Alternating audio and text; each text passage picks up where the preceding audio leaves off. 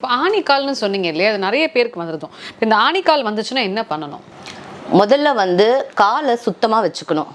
சுடு தண்ணி போட்டு அதில் கல்லுப்பு போட்டு ஒரு 2 ட்ராப்ஸ் லெமன் ஜூஸ் போட்டு அதில் நல்லா ஊற வச்சுட்டு நல்லா சோப் பண்ணி சும்மா நார்மலாக நம்ம கையில் இது பண்ணாமல் துணி துவைக்கிற ப்ரஷ் இருக்கு இல்லையா, அதை வச்சு ரப் பண்ணலாம்.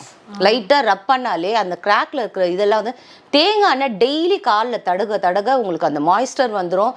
காலுமே ஸ்கின்னை விட காலை எவ்வளோ பாதுகாக்க முடியுமோ அவ்வளோ இதுவாக பாதுகாக்கணும். Great great. ஸோ ஆணிக்காலுக்கு சொன்னீங்க. சில பேருக்கு பார்த்தீங்கன்னா இந்த கால்லாம் பாலம் பாலமாக வெடிச்சிருக்கும்.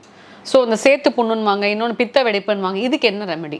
இப்போ ஆணிக்கால், பாத வெடிப்பு, பித்த வெடிப்பு எல்லாத்துக்குமே காரணம் வந்து தண்ணியோடைய கம்மி தான். பாடியில் எவ்வளோத்துக்கு எவ்வளோ தண்ணி கம்மியாகுதோ அது பாதம் வழியாக வெடிச்சிடும்.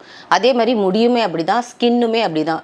சென்சிட்டிவாக ஸ்கின் ஆக காரணமே அந்த தண்ணி கம்மியாகிறது தான். நம்ம பாடியே வந்து தண்ணியால் தான் இருக்குது. நிறைய பேர் என்ன நினச்சிக்கிறாங்க, தாகம் எடுத்த பேர் தண்ணி குடிப்பாங்க. அது ரொம்ப தப்பு.